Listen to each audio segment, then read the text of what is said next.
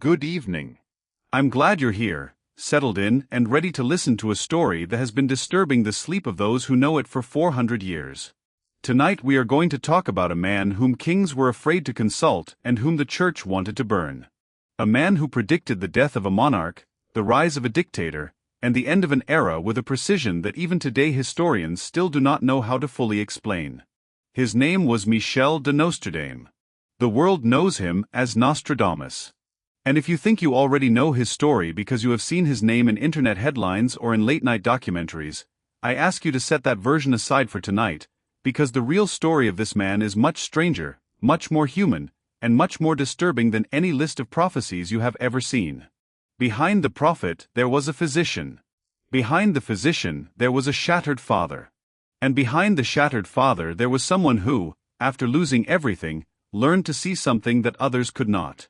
Turn off the light if you want. Let the story carry you away. Because tonight we travel to the 16th century, to French Provence, where in 1555, in the city of Lyon, a printer named Mace Bonhomme received a manuscript that gave him a feeling of unease difficult to describe. It was not a book of theology, nor a medical treatise, nor a collection of courtly verses. It was something that had no clear precedent in any bookstore in Europe. 353 quatrains, stanzas of 4 verses each, written in a mixture of Old French, Latin, Greek, and Provençal, which made a direct reading almost impossible. The author was a physician from Salon de Provence named Michel de Nostredame. And the book was called Les Prophecies, the Prophecies. Bonhomme published it. It is not clear whether he did so out of conviction, curiosity, or simply because he believed it would sell well in an age when astrological almanacs and books of wonders were perfectly ordinary bookstore items. What is documented is that the book sold with a speed that neither of them, neither the printer nor the author, had anticipated. Within weeks, copies were circulating in Paris, Bordeaux, Toulouse. Months later, they were reaching courts throughout Europe, because rumors were spreading, rumors about what that man had seen. Rumors about prophecies that spoke of dead kings, cities in flames, wars that had not yet begun. What did those who read that book find? They found quatrains like this one, the 10th of the 1st century, written in that cryptic and deliberately opaque language that Nostradamus always used. In the iron cage the lion will be placed. The old king will fall, not by his people, but by a fierce young man who will make him weep for a long time in a golden cage. 16th century readers did not know what to make of those verses.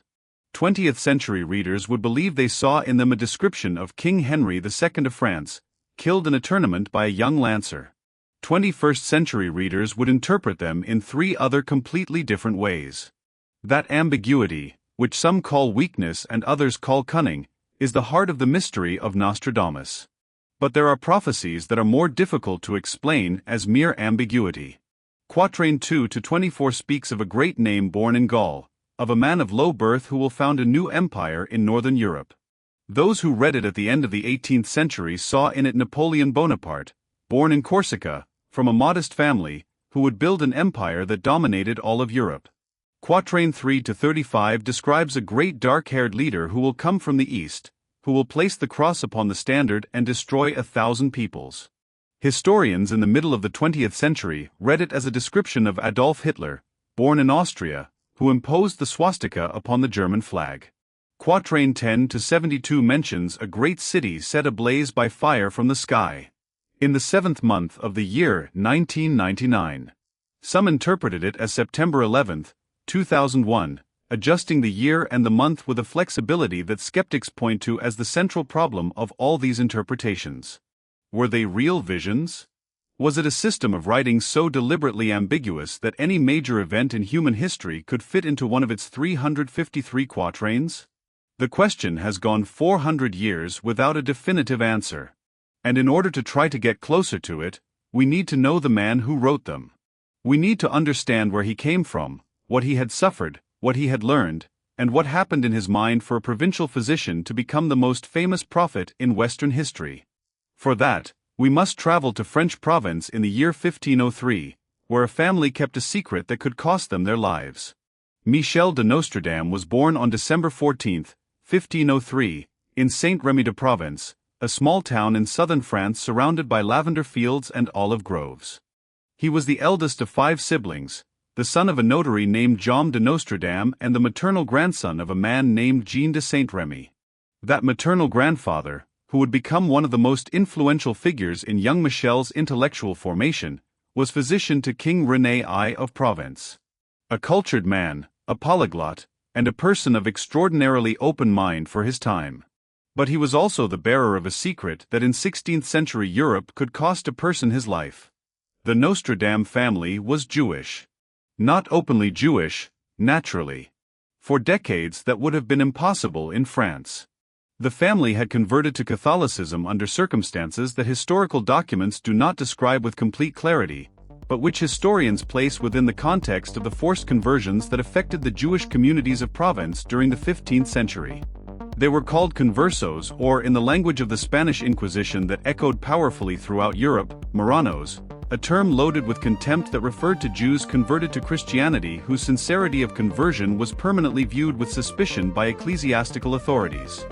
They lived in that uncomfortable territory between two worlds, baptized and formally Catholic, but bearers of a cultural and religious heritage they could not entirely erase, and that any denunciation before the Inquisition could turn into grounds for prosecution. In that context of necessary secrecy, Michel's grandparents made a decision that would profoundly shape the boy's childhood. They instructed him themselves in subjects that no public teacher could have taught him without risk.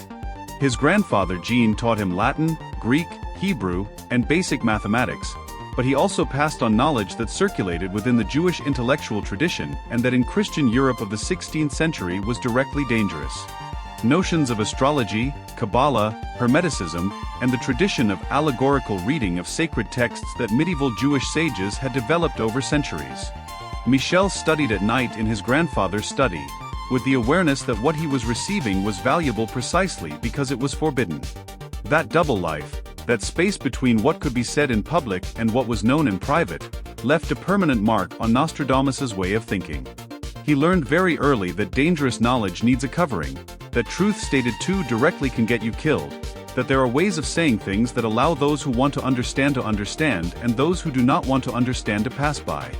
Decades later, when he began writing his prophecies, he would use exactly that same logic, a deliberately opaque language that protected the author while fascinating the reader. It was not an accident of style, it was a strategy learned in childhood. That boy learned 2 things he would never forget: that knowledge can save your life and that it can also destroy you. It only depends on how you show it. In 1519, at the age of 16, Michel de Nostredame was sent to the University of Avignon to study the humanities. In 1522, he entered the Faculty of Medicine at Montpellier, which at that time was one of the 2 or 3 most prestigious medical universities in Europe.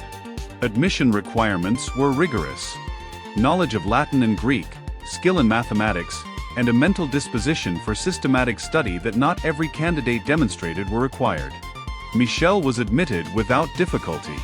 From the very beginning, his professors found him unusually well prepared for a student of his age. However, Michel's academic career at Montpellier was abruptly interrupted before he graduated. In 1522, an epidemic of bubonic plague swept through southern France with a virulence that contemporaries described as catastrophic. Faced with the scale of the health crisis, Michel made a decision that appeared in no academic manual. He left the university and went out to fight the disease directly, from town to town, applying methods he had developed himself and that differed considerably from the official treatments of Galenic medicine taught in the classrooms. While the academic medicine of the time prescribed bloodletting, purges, and absolute rest for those affected by the plague, Michel used plant-based preparations that he compounded himself. He insisted on ventilating spaces and removing contaminated bodies, and he forbade his patients from having contact with physicians who bled the sick using unclean instruments. His results, compared with those of his colleagues, were notably better. When he returned to Montpellier in 1529 to complete his studies and obtain his doctorate, he encountered a problem no one had warned him about. His methods, during his years of itinerant practice, had included working directly as an apothecary, making and selling his own medicinal preparations. And at the University of Montpellier, the practice of apothecary work by a medical student was sufficient grounds for expulsion. The dean of the faculty demanded that he renounce his methods or leave the institution. Michel chose to leave. He already had enough practical knowledge to practice medicine. What he did not have was the institutional backing that in 16th-century Europe marked the difference between reputation and marginality. He was readmitted shortly afterward thanks to the intervention of a professor who recognized in him a talent that could not be allowed to go to waste.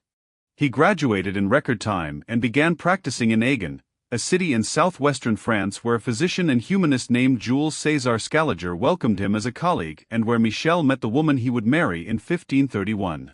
We do not know her full name with certainty. Historical documents simply call her Henriette or Adriette den Casse. She was, according to the few references that have reached us, a young woman from a respectable family and soon the mother of 2 children whose names we likewise do not have definitively recorded. Michel de Nostredame, a 30-year-old physician, seemed at that time like someone destined for a respectable and relatively peaceful existence. A prosperous medical practice, a family, the respect of his colleagues, a normal life. And then the plague came. Not to the city, but to his own home. In 1534, while Michel practiced medicine in Agen with a growing reputation, the plague once again swept through southern France. This time it did not arrive as a distant epidemic requiring his intervention in other towns. This time it knocked on the door of his own house. His wife fell ill first, then his 2 young children. Michel, who had saved hundreds of people from that very same disease, could not save the 3 people he loved most. He lost them over the course of a few days, perhaps a single week, in a sequence of deaths that anyone who has lost a loved one can imagine. But multiplied by 3 in such a short time, it produces a kind of inner destruction for which no language has a precise name. The impact of those losses on Michel was of a depth reflected in everything that came afterward. It was not only the natural pain of mourning, although that pain was undoubtedly immense. It was also, and perhaps above all, a blow to his most fundamental professional identity. He was the man who had saved plague victims when others failed. He had sacrificed his academic career to go out and fight it. He had developed his own methods, had risked his reputation, had rejected official medicine when he believed it was wrong, and he had been unable to save his own wife or his own children. It was the kind of failure that does not merely hurt. It is the kind of failure that makes a person stop knowing who he is. The practical consequences soon joined the emotional disaster. In 16th-century Europe, the death of a physician's family from the very disease that physician claimed to cure was, from the standpoint of professional reputation, almost an argument against his competence. His patients began to stay away. His colleagues stopped referring cases to him. His father-in-law, the father of his deceased wife, initiated legal action to recover the dowry he had provided with the marriage, arguing, with a coldness that the historical documents record without embellishment, that the marriage contract had been dissolved by death. Michel lost his practice, lost his money, lost his status, and his former friend and mentor, the humanist Scaliger, broke off relations with him under circumstances that biographers have not explained with complete certainty, but which appear to have been related to some intellectual or personal dispute that left no direct documentation. Michel de Nostredame was 31 years old, had lost his family, his medical practice, his money, his reputation, and his principal bond of intellectual friendship over the course of a few months. What he did next is what defines certain people in their darkest moments. He disappeared, not metaphorically, physically. He left Jean, left southern France, and began a pilgrimage that would last almost 10 years and of which historical documents preserve only fragmentary traces. We know that he was in several cities in southern France. There are indications that he traveled to Italy. There are vague references to contacts with figures possessing unorthodox knowledge in Burgundy and in the north of the Iberian Peninsula, but the complete picture of those years exists in no archive. No one recorded where Michel de Nostredame went between 1534 and 1545. We only know that when he returned, he was a completely different person. The 10 years Nostradamus spent traveling through Europe after the death of his family are the most mysterious period of his biography and probably the most decisive for understanding what came afterward. There is no complete and verified narrative of those years. What exists are scattered fragments in later letters, indirect references from contemporaries who knew him during that period, and certain allusions by Nostradamus himself in his later writings that suggest more than they directly explain. From those fragments, biographers have constructed reconstructions that vary considerably depending on the degree of skepticism or credulity with which each approaches the material. What seems reasonably well documented is that Michel continued practicing as an itinerant physician during part of that period. There are records of his presence in Marseille, Bordeaux, Toulouse, cities where he treated plague epidemics using the methods he had developed and which continued to produce better results than official medicine. In 1545 he participated actively in controlling an epidemic in Marseille, and in 1546 he was called to Aix-en-Provence to combat another that was decimating the city. His reputation as a plague physician, although damaged by the events of Aachen, never disappeared completely. He remained the man who knew how to stop the disease when others failed. But beyond medicine, the years of pilgrimage appear to have brought Michel into contact with people and traditions of knowledge that appeared in no European university curriculum. Biographers who have traced his movements in greatest detail point to evidence of contact with alchemical circles in Lyon and Bordeaux. Communities where alchemy, which in the 16th century was a mixture of primitive chemistry, hermetic philosophy, and esoteric practice, was active and relatively protected by the patronage of certain nobles who considered it a legitimate science. The possibility has also been raised that during those years Michel renewed contact with the Kabbalistic tradition of his grandparents, which remained alive more or less clandestinely in some surviving Jewish communities of southern France and northern Italy. Perhaps the most significant thing is something Nostradamus himself hinted at on several occasions without ever describing it with the precision that would have made historical verification possible. During those years he began to experience visions. Not the ordinary dreams that anyone has, something different. Images that came in states he described as intermediate between sleep and wakefulness, with a clarity and detail that distinguished them from ordinary imagination. Images that included scenes he did not recognize as belonging to any time he himself had lived through. They could have been hallucinations produced by exhaustion and the trauma of the preceding years. They could have been the result of meditative practices he learned during his travels. They could have been, as he himself came to believe, something more. When he returned to French Provence in 1545, he carried with him everything he had learned during 10 years of searching and the certainty that he had to do something with it. In 1547, Nostradamus settled permanently in Salon de Provence, a medium-sized town in southern France that was not especially remarkable from any particular point of view, but which offered what he needed at that moment. Relative anonymity, a community large enough to practice medicine with sufficient clientele, and distance from the major university cities where his past history was known. That same year he married for a second time, a widow named Ponsard, who would bear him 6 children over the following years and who managed the domestic life of the household with an efficiency that allowed Michel to devote his nights, after the day's medical duties, to the work he was beginning to regard as his true mission. Because Nostradamus had made a decision during his years of pilgrimage that he was now beginning to carry out systematically. The visions he had experienced were not going to remain silent, they were going to be written down. Not with the dangerous clarity of a text that any inquisitor could read and understand, but in the cryptic language his grandfather had taught him decades earlier. A mixture of languages, anagrams, astrological symbolism, references that only someone capable of reading on several levels simultaneously could decipher. The working method he developed to produce his visions was, according to descriptions he himself left in some of his writings, a semi-structured trance practice. He sat at night before a vessel of water or a flame, focused his attention, and waited. What came afterward was what he wrote in his quatrains.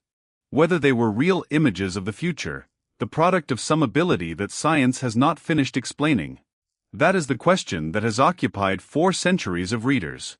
What is beyond doubt is that the process was systematic, disciplined, and repeatable. Nostradamus did not write the quatrains in any coherent narrative order. He deliberately mixed them, interspersing visions from different eras without any key that would allow the reader to determine which quatrain corresponded to which historical period. It was another layer of protection. Even if the Inquisition demanded that he explain the content of his texts, he could argue that he himself did not know with certainty which specific periods or events his visions referred to. In 1550, he published his first almanac, which included predictions for the following year in a format that was perfectly conventional for the time. Astrological almanacs were common items in 16th-century European bookstores, and the Church tolerated them as long as they did not claim the kind of divine vision that was the exclusive prerogative of recognized biblical prophets. Nostradamus's almanac sold well, the following years did too, and in 1555, armed with the success of his almanacs and with years of accumulated quatrains, he published in Lyon the book that would change his life and that would continue changing the lives of readers 4 centuries after his death. The publication of the first centuries in 1555 produced an effect in Europe that Nostradamus himself had not precisely calculated. Almanacs were one thing. A book of permanent prophecies claiming to speak not of 1 year but of entire centuries was something qualitatively different. And in the European courts, where astrologers and diviners were familiar figures in the circles of the powerful, the book was read with an attention that was not entirely academic. There were queens who wanted to know what Nostradamus saw concerning their families. And there was one queen in particular who had very specific reasons for wanting that information. Catherine de' Medici, queen consort of France as the wife of Henry II, was a woman of extraordinary political intelligence and of a personal superstition that her biographers have extensively documented.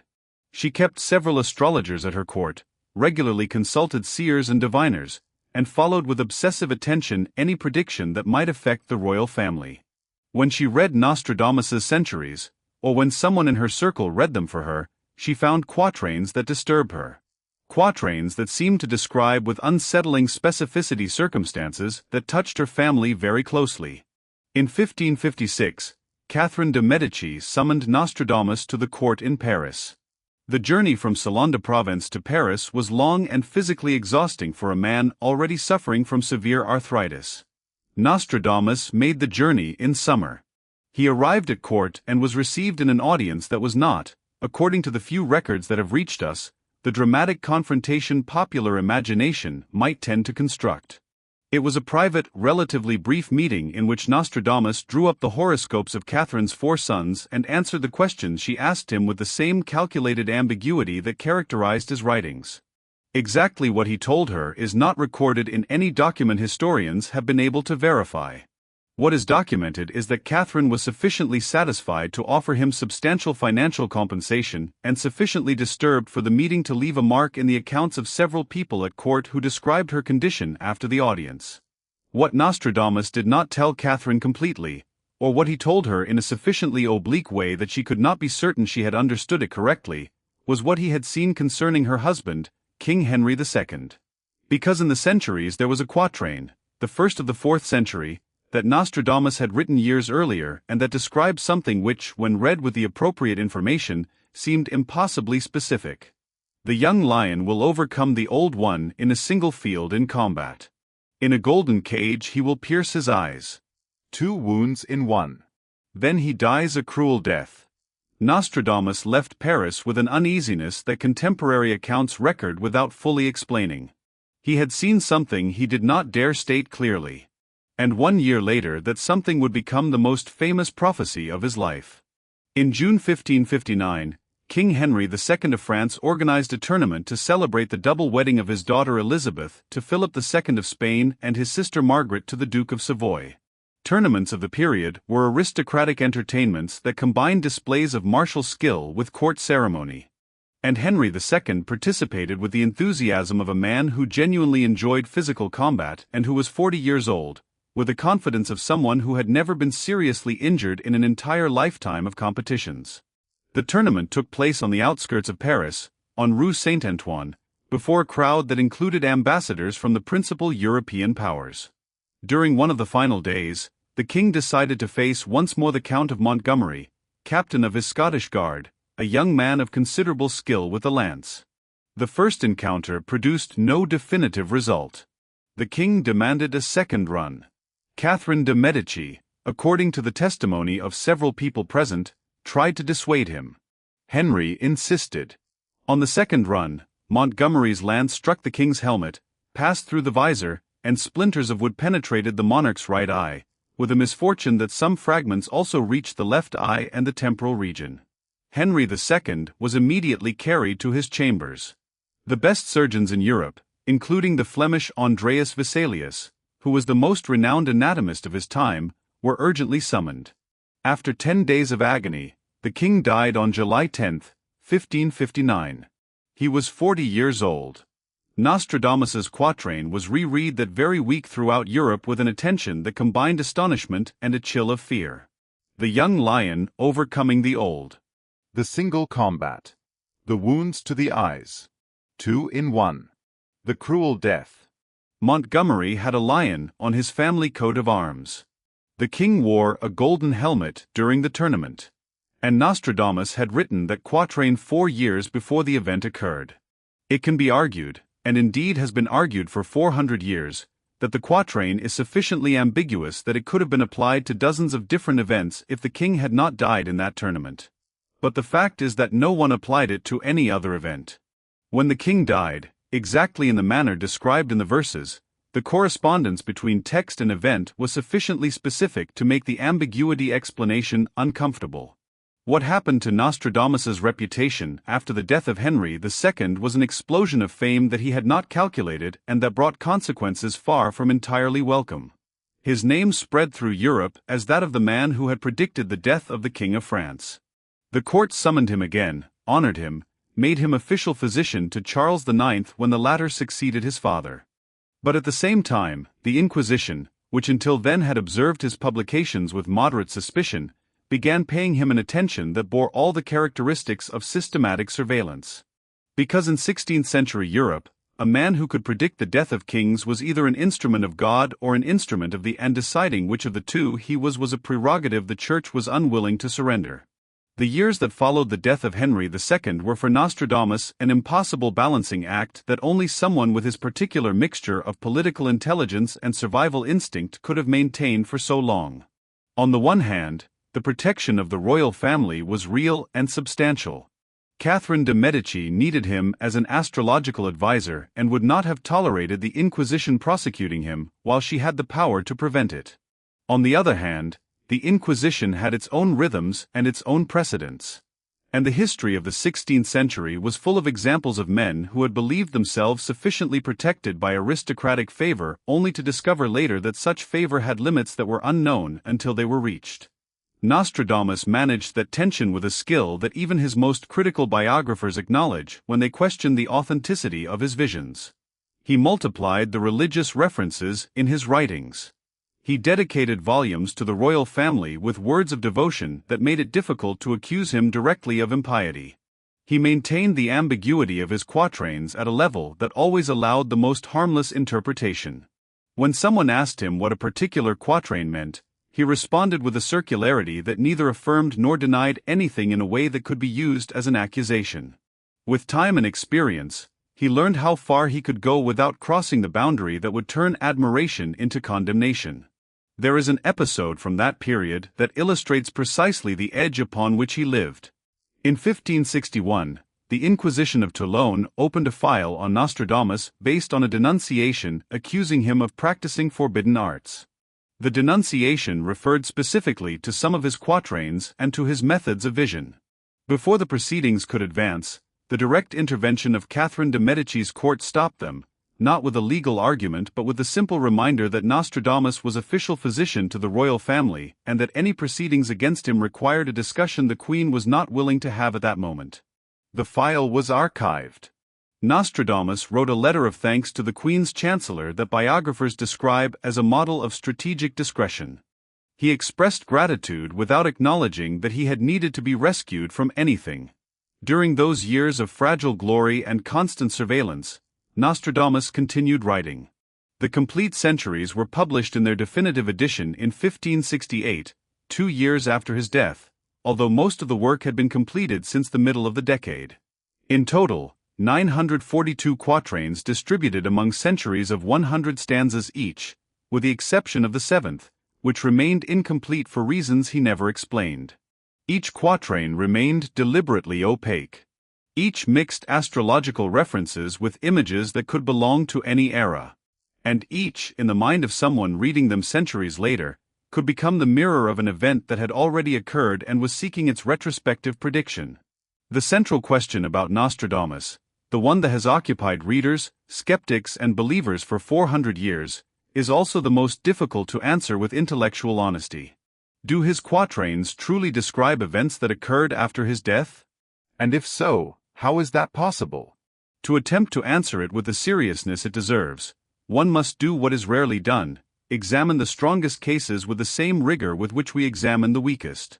The case of Napoleon is one of the most frequently cited. Quatrain 8-1 says in its most direct reading, "Pau nay, Laurent will be more of fire than blood. Swimming in praise the Great One at the confluences.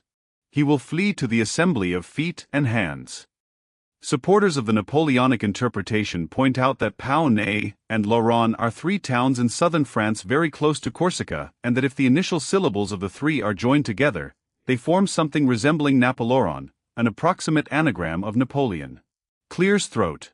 Skeptics point out that this construction requires selecting specific towns from among dozens of possibilities and rearranging syllables in a way that only works if one already knows the result one wants to reach. Both arguments have logical consistency. And that dual consistency is precisely the problem. The Hitler case is the one that defenders of Nostradamus most frequently present as an example of genuinely specific prediction. Quatrain 2-24 uses the word Hista, which 20th century readers interpreted as a deliberate corruption of the name Hitler. Skeptics reply that Hister was the Latin name of the Danube River and that Nostradamus used it in that geographical sense, not as a proper name. But the quatrain also mentions someone who will be called the scourge of the world and who will see weapons rain. If Nostradamus's Hister is the Danube and not Hitler, the quatrain is a description of conflicts in the Danube region that have occurred frequently enough throughout European history not to be prophetically specific. If Hister is Hitler, the quatrain acquires a specificity that is difficult to explain as coincidence. The problem is that there is no way to determine which of the two readings is correct. The case most difficult to resolve through the argument of ambiguity is the prediction of his own death, because here the ambiguity disappears. In his will, drawn up in June 1566 with a meticulousness that his heirs found astonishing, Nostradamus described with precision the inventory of his possessions, the distribution of his inheritance, and in an addition that no notary of the time would have considered normal, the circumstances of his death. To his secretary, a young man named Chavigny who had been his collaborator for years, he said in the final days of June that he would not find him alive the following morning. On the morning of July 2, 1566, Chavigny found Nostradamus's body in the exact position the master himself had described. Reclining on the bench between his bed and the wall, as though he had fallen while trying to rise during the night. There was no acute illness that had struck him without warning. There was severe arthritis. There was swelling in his legs that physicians of the time called dropsy. But that he knew exactly when he would die is, among all the elements of the Nostradamus enigma, the one most difficult to explain within ordinary explanatory frameworks. Nostradamus was buried in the Church of the Cordeliers in Salon de Provence on July 2, 1566. His widow had a Latin inscription engraved on the tombstone asking passers-by not to disturb the prophet's rest. And according to a story that circulated from shortly after his death and that historians have been unable either to confirm or refute with complete certainty, Nostradamus had left specific instructions concerning what would happen if anyone violated that rest. He had asked that his body be buried in an upright position, standing rather than lying horizontally as was customary, so that no one could walk over him. And he had left something else. A sealed document with precise instructions that it not be opened until a specific date. In 1791, during the early years of the French Revolution, a group of soldiers from the Marseille National Guard Battalion entered the church where Nostradamus was buried. Exactly what happened that night is a matter of historical debate. According to the version that spread and that later biographers recorded, the soldiers opened the tomb, perhaps out of curiosity, perhaps in search of supposed valuable objects that the legend of Nostradamus had accumulated around his figure. Inside the coffin, beside the remains, they found a medal and a parchment. The year 1791 was engraved on the medal. On the parchment was a warning. Whoever disturbed this resting place would suffer the consequences. The officer commanding the group died that same night, according to the most dramatic version of the story, in an accidental shooting that his companions described as an accident with no apparent connection to the violation of the tomb. The story may be completely true, it may be partially true with elements added by oral tradition, or it may be a legend constructed retrospectively to feed the myth of Nostradamus. What can be verified is that the remains were transferred to the Church of Saint Laurent de Provence, where they remain to this day, and that the metal bearing the date and the parchment form part of the legend of Nostradamus with the same force as his most frequently cited quatrains. What is completely verifiable is the enduring impact of Nostradamus on Western culture. His prophecies have been continuously printed from 1555 to the present day. In 470 years there has been practically no period in which the book was out of print and not reissued. Every major historical catastrophe, every war, every crisis, every disturbing event has generated a new wave of readers searching the quatrains for confirmation that someone had seen it coming. Not because the book is an unequivocal manual of the future, but because it responds to something deeply rooted in human psychology. The need to believe that the chaos of the world has a hidden order that someone at some point was able to perceive.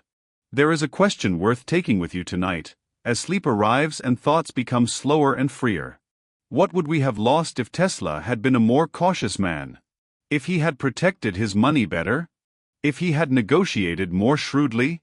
If he had been less generous with his patents and more distrustful of his investors? Perhaps he would have died rich.